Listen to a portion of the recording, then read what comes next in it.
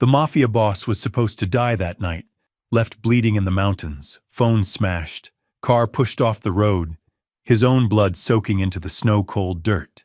It wasn't rivals who betrayed him. It wasn't the police. It was his family, the men he raised, the blood he trusted. Hours passed. The wind howled through the trees. His vision blurred. Then, footsteps. Not boots. Not weapons. A woman stood there, alone, holding a lantern, breath fogging in the cold. She should have run. Any sane person would have. Instead, she knelt beside him, pressed her scarf against his wound, and whispered the last words he expected to hear. "You're safe. I won't leave you." He didn't know her name.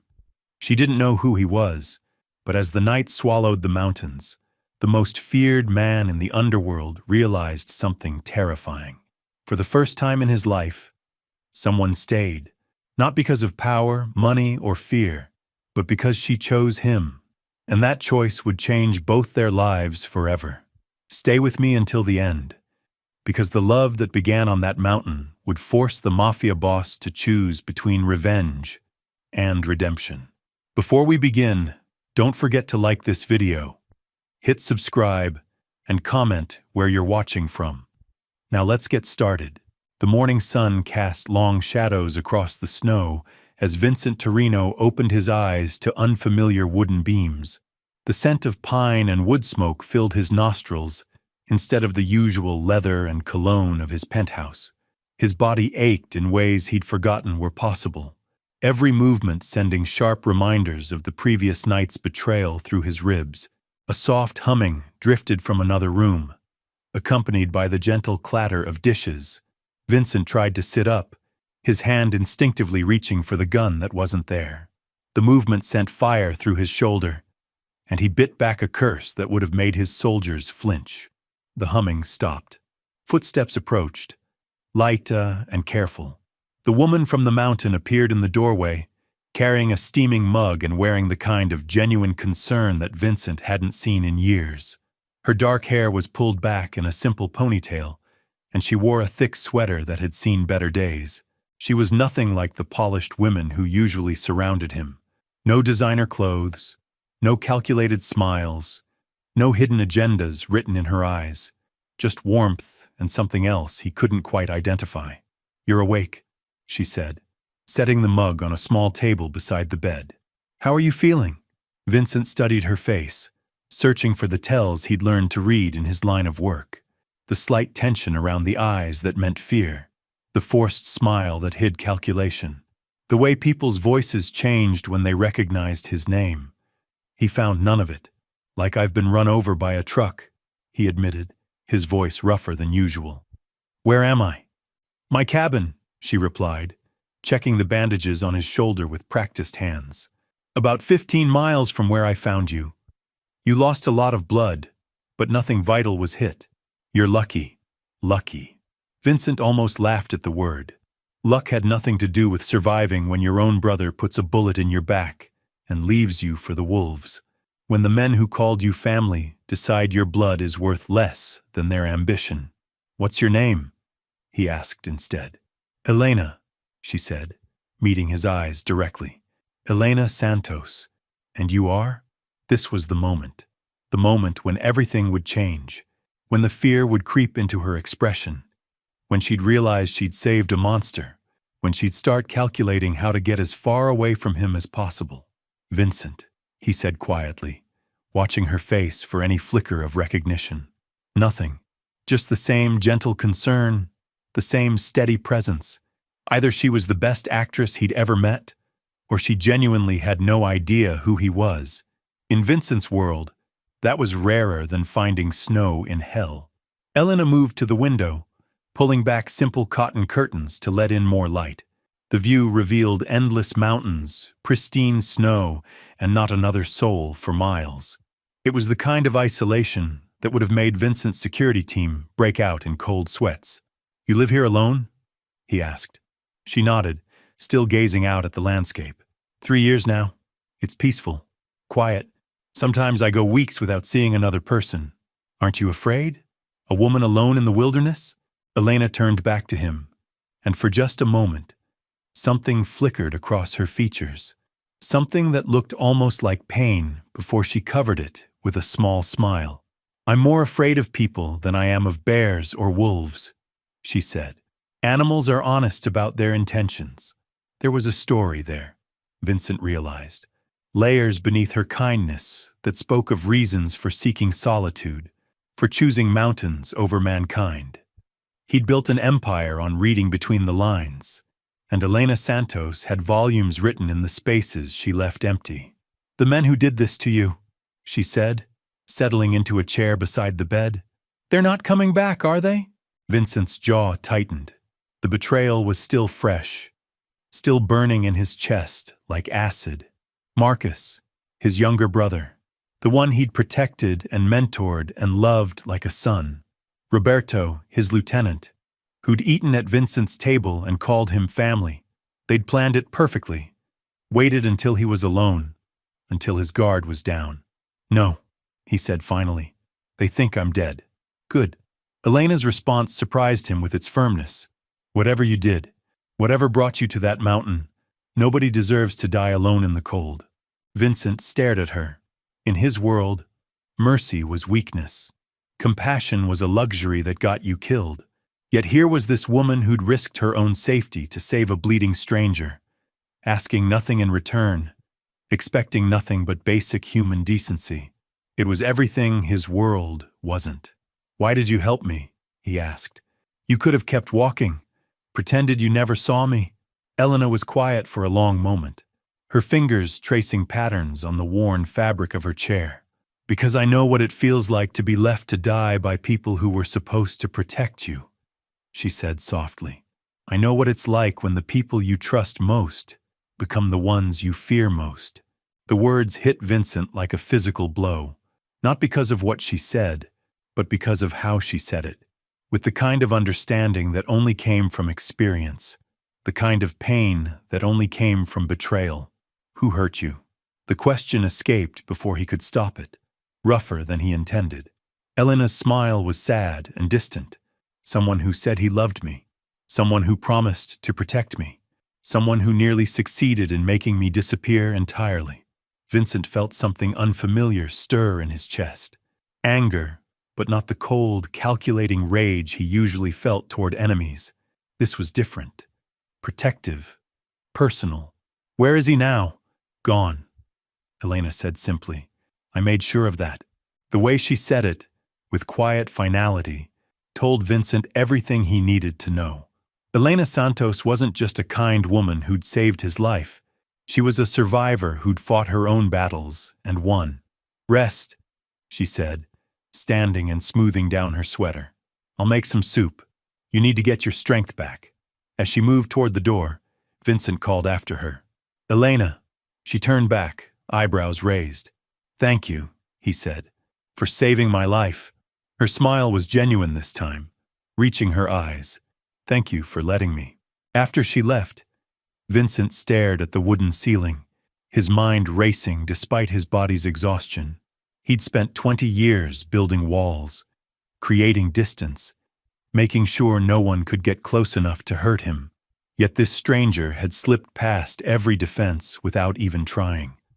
Outside, snow began to fall again, covering the tracks that had led Elena to him the night before. Soon, there would be no trace of how he'd arrived at this place, this moment suspended between his old life and whatever came next. For now, he was just Vincent, not the feared Torino heir, not the man whose name could empty a room or start a war, just a wounded stranger being cared for by a woman who asked nothing more than his humanity. It was terrifying and liberating at the same time, but Vincent knew it couldn't last forever. His family thought he was dead, which meant they'd be moving quickly to consolidate power, to erase any trace of his influence, to build their empire on the foundation of his grave. They'd underestimated him before. They'd forgotten that he'd survived worse than a bullet and a mountain. They'd forgotten that mercy and weakness weren't the same thing. Soon, he'd have to choose between the safety Elena offered and the justice his betrayal demanded. But not today. Today he'd let himself be just a man, grateful for the kindness of a stranger who'd chosen to save him when the world had chosen to let him die. To let him die. The sound of Elena chopping vegetables in the kitchen became Vincent's anchor to reality. Each rhythmic thud of the knife against the cutting board reminded him that this wasn't a dream, that someone was actually taking care of him without expecting anything in return. His phone was gone, destroyed in the ambush. His men would be scattered or dead. His empire was crumbling while he lay helpless in a stranger's bed. Yet for the first time in 20 years, Vincent felt something he'd forgotten existed: peace. The soup Elena brought him was simple: chicken broth with carrots and herbs she'd grown herself. No expensive ingredients, no elaborate presentation, just warmth in a bowl.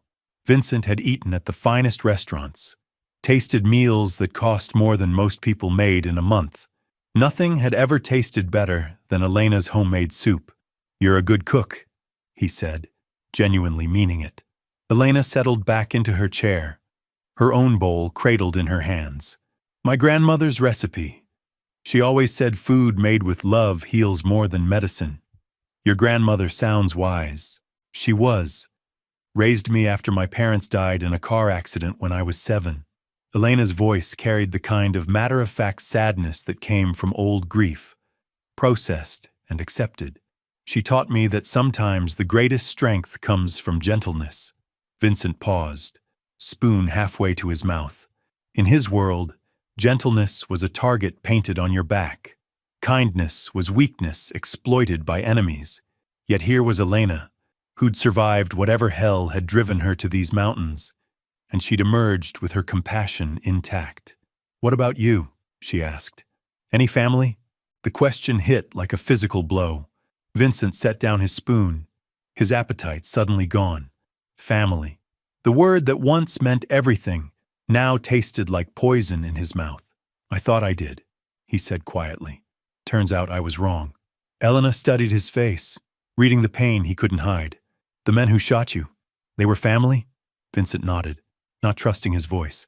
"Blood doesn't make family," Elena said softly. "Love does. Loyalty does. The people who stand by you when the world turns dark, those are your real family." "Then I've never had a family," Vincent admitted, the words scraping his throat raw. "You do now." The simple statement hung in the air between them. Elena said it without drama, without fanfare, as naturally as commenting on the weather. But Vincent felt it settle into his chest like a warm stone, solid and real. 3 days passed in a haze of healing and unexpected contentment. Elena would disappear for hours, returning with firewood or supplies from some hidden cache. She'd read by the fire while Vincent dozed, her presence a steady comfort he'd never experienced before. On the 4th day, he was strong enough to stand without the room spinning. Elena found him at the window, staring out at the snow-covered peaks. "Restless?" she asked. "Thinking," he replied, "about what comes next." Elena joined him at the window. The morning light caught the gold flecks in her brown eyes, and Vincent realized he'd memorized every detail of her face without meaning to. The small scar above her left eyebrow, the way she bit her lower lip when she was concentrating, the genuine smile that transformed her entire expression. "You could stay," she said quietly.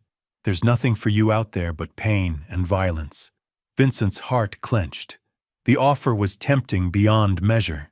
To disappear into these mountains with Elena, to build something real and honest and pure, to learn what love felt like when it wasn't poisoned by power and betrayal. But the ghosts of his past wouldn't let him rest. "They killed innocent people, Elena. My men had families, children. Marcus didn't just betray me, he destroyed dozens of lives to get what he wanted. And going back will bring those people back? No. But it will stop him from killing more." Elena was quiet for a long moment. When she spoke, her voice was steady but sad. "I won't try to stop you, but I need you to understand something. The man I saved on that mountain, the man who's been healing in my home, he's good. He's kind. He makes terrible jokes and actually listens when I talk. That man could have a different life." She turned to face him fully. But the man you're talking about becoming again, the one who goes back to that world of violence and revenge, I'll never meet him, and I'll mourn that loss every day." Vincent felt something break open in his chest. She saw him. Not the reputation, not the fear, not the power. She saw Vincent Torino, the man, and she was willing to fight for him. "What if I told you I could end it?"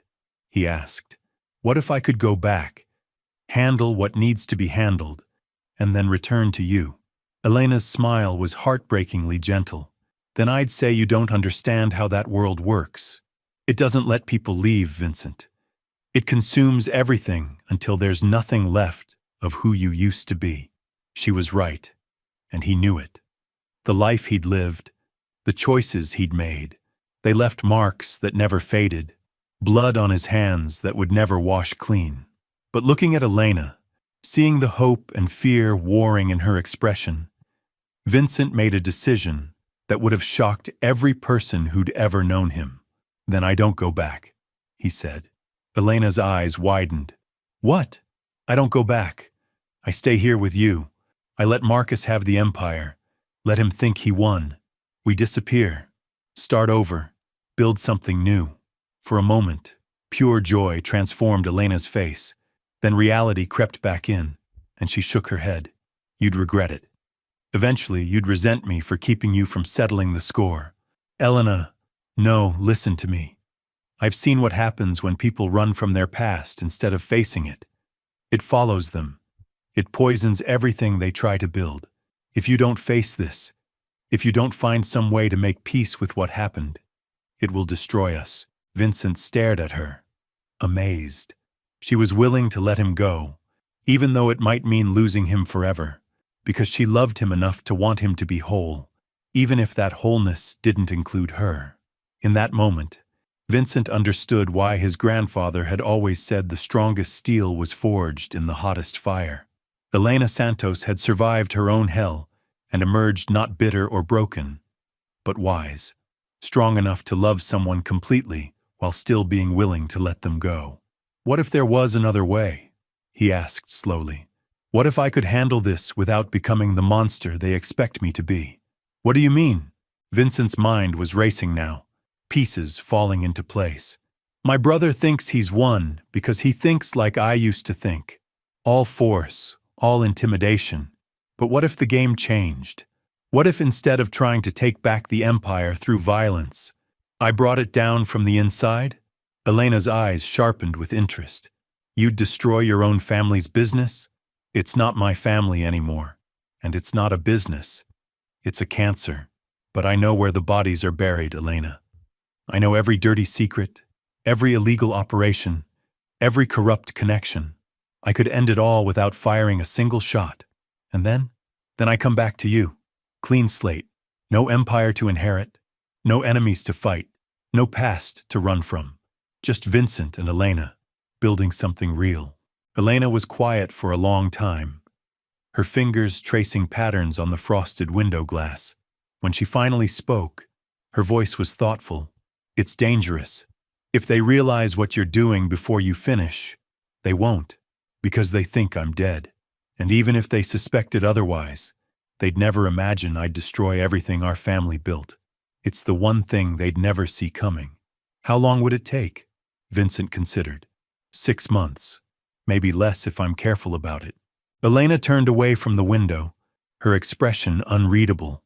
Vincent's heart hammered against his ribs. Everything depended on her answer. Not just his plans for revenge, but his entire future. The possibility of love, of redemption, of becoming something more than the sum of his sins. "There's one condition," Elena said finally. "Anything. You don't do this alone. I help." Vincent's blood ran cold. "Absolutely not. Elena, these people are dangerous beyond anything you can imagine. If they find out you exist, if they connect you to me, and then we make sure they don't." Elena's voice was firm, brooking no argument. "You said it yourself. They think you're dead. But Vincent Torino's ghost is going to need allies, people they don't know about, resources they can't track. I may live in the mountains, but I wasn't always a hermit. I have skills you need. What kind of skills? Elena's smile was mysterious and slightly dangerous. The kind that kept me alive when someone very powerful wanted me dead.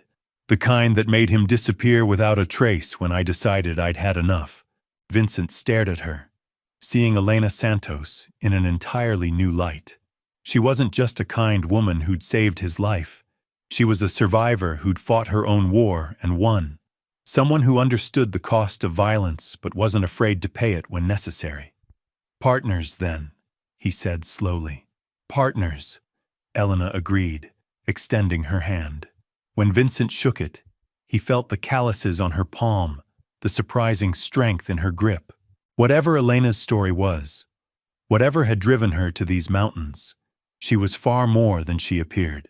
And as snow began to fall outside the cabin window, Vincent Torino made peace with a truth that would have terrified him a week ago.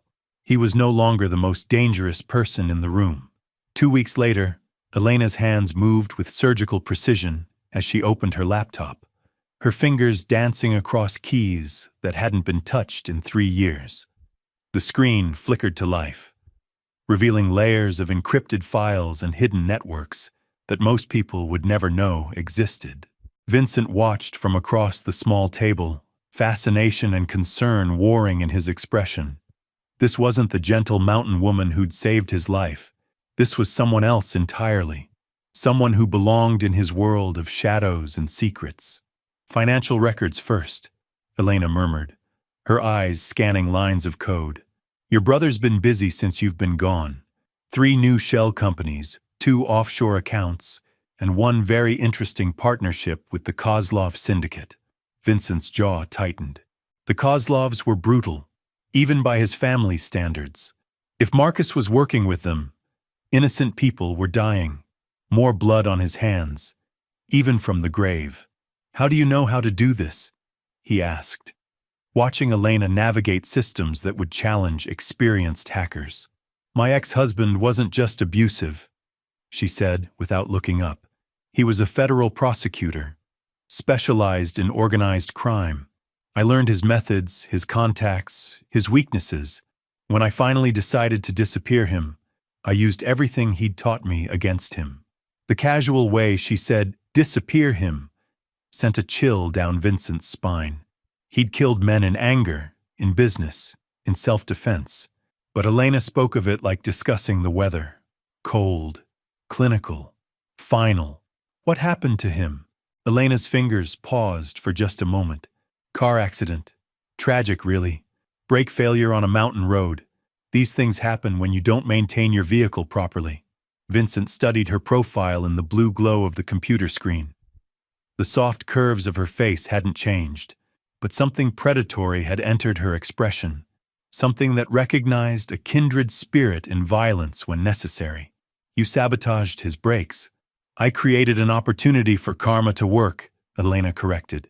Richard Moss was a man who sent people to prison while running his own criminal enterprise on the side. He beat his wife, threatened witnesses, and destroyed evidence when it suited him.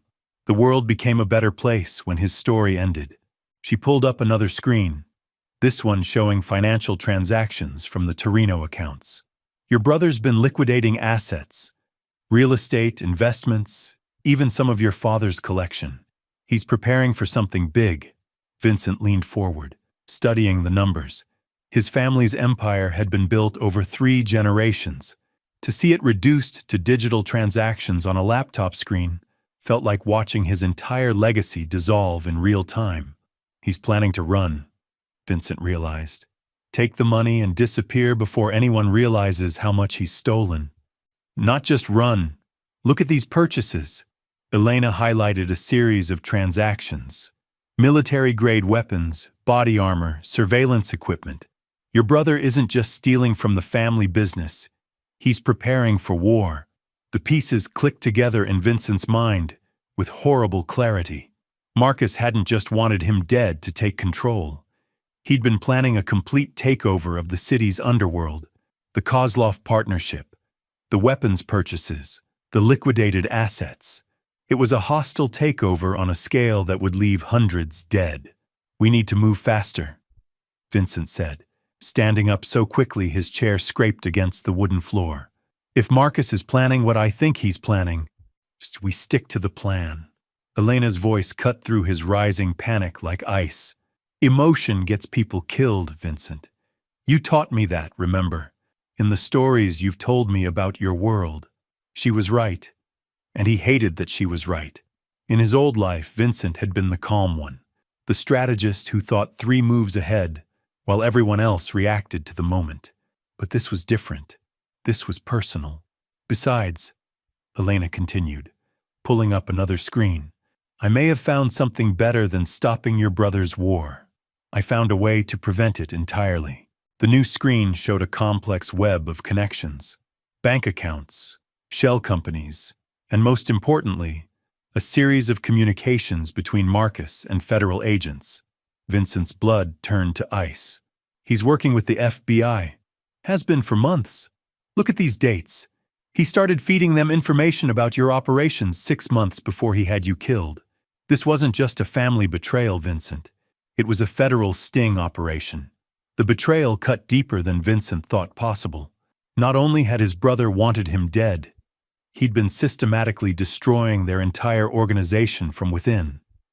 Every family they'd worked with, every alliance they'd built, every man who'd sworn loyalty to the Torino name. Marcus had sold them all. But how many of our people are in prison because of him? Elena's fingers flew across the keyboard, cross-referencing arrest records with the timeline of Marcus's cooperation. 17 so far, including your cousin Tony and his entire crew. Vincent closed his eyes, seeing faces of men who'd trusted him, who'd called him boss, who died or disappeared because his brother had sold them out to save himself. The weight of their betrayal settled on his shoulders like a physical burden. There's more, Elena said softly. The FBI has been using Marcus to map the entire East Coast operation. Not just your family, but everyone connected to you. The Italians, the Irish, the Russians. They're planning a coordinated takedown that will destroy organized crime in 3 states. When? Yeah, next month. Just after Marcus finishes liquidating the remaining assets. Vincent opened his eyes, and Elena saw something there that made her lean back instinctively. Not anger. Something colder, more dangerous. Then we don't have weeks, he said quietly. We have days. Elena nodded, understanding passing between them without words. The plan they'd carefully crafted, the methodical approach they'd agreed on, all of it was gone. Now it was about survival, about stopping a war before it started, about making sure the families who'd trusted Vincent didn't pay for his brother's betrayal. What do you need from me? Elena asked. Vincent looked at her, really looked at her. This woman who'd saved his life, who'd shown him what love could be, who was willing to walk into hell beside him without hesitation. She deserved better than this world of violence and betrayal. She deserved peace, but she'd chosen him, and he'd chosen her. For better or worse, they were partners now, in love, in war, in whatever came next. I need you to help me save people who would have killed you without hesitation if they knew you existed, he said honestly. Elena's smile was sharp as a blade. Good thing they'll never get the chance to find out. She turned back to the laptop, her fingers already moving across the keys. Tell me about your brother's security. Habits, routines, weaknesses. If we're going to stop this, we need to think like he thinks. Vincent pulled his chair closer, their shoulders touching as they bent over the screen together. Outside, snow continued to fall on the mountain peaks, covering the world in pristine white. But inside the cabin, 2 predators planned their hunt with the patience of those who understood that the most dangerous prey was often the one that thought it had already won. Marcus always believed he was smarter than me, Vincent began. That was his first mistake. His second was thinking I was too honorable to destroy everything our family built. Elena's fingers paused over the keyboard. And his third? Vincent's smile was cold enough to freeze hell itself, thinking he could betray me and live to enjoy it. The game was about to change. Marcus had spent months planning Vincent's death and the destruction of their world. But he'd forgotten one crucial detail. Vincent Torino had survived worse than a bullet and a mountain, and now he had something his brother had never possessed. Someone willing to burn down the world to protect the people she loved. The hunt was about to begin. To begin. Elena's fingers froze over the keyboard as a new alert flashed across the screen. Her face went pale, and Vincent immediately knew something had changed. "What is it?" he asked, leaning closer to read the encrypted message that had just appeared. "They know you're alive," Elena whispered, her voice barely audible above the crackling fire. "Marcus just put out a kill order. $5 million for proof of your death." Vincent's blood turned to ice as he read the details. His brother hadn't just betrayed him once. Even from the supposed grave, Marcus was still hunting him, still trying to erase every trace of his existence. How did he find out? Elena's hands moved frantically across the keys, pulling up surveillance footage from the mountain road where she'd found him. "Someone saw me that night. A hunter with a trail camera captured me carrying you to the cabin." The grainy footage showed Elena's silhouette against the snow, Vincent's unconscious form in her arms. To anyone who knew what to look for, it was obvious he was still breathing. "The hunter sold the footage to Marcus 3 days ago," Elena continued, her voice tight with controlled fear. "He's been tracking my identity ever since. Vincent, he knows about this cabin. He knows about me." Vincent stood up so fast, the chair toppled backward. Every instinct he'd developed over 20 years in the underworld screamed danger. They'd been so focused on their plans for revenge, they'd forgotten the most basic rule of survival. Never let your enemy know where you sleep. "How long do we have?" Elena pulled up satellite imagery of the mountain roads. "The nearest approach by vehicle is 12 miles. On foot through the snow, maybe 6 hours if they know the terrain. They'll bring helicopters. Already are." Elena pointed to a red dot moving across the screen. 2 aircraft. Military surplus. Marcus isn't taking any chances this time. Vincent's mind raced through their options. The cabin was isolated, defensible, but ultimately a trap if they stayed. They could run, but where? Elena's entire life was built around this sanctuary, and his resources were limited to whatever cash she'd managed to gather. Then Elena did something that stopped his thoughts cold. She reached under the cabin's floorboards and pulled out a military-grade weapons case. "Elena, what the hell is that?" And that's where Vincent Torino's story truly begins. Sometimes salvation comes not from the world we know, but from a stranger willing to see our humanity when everyone else sees only our sins. Love has the power to transform even the coldest hearts, to offer redemption when revenge seems like the only path forward. What would you choose? The familiar darkness of vengeance, or the uncertain light of a second chance?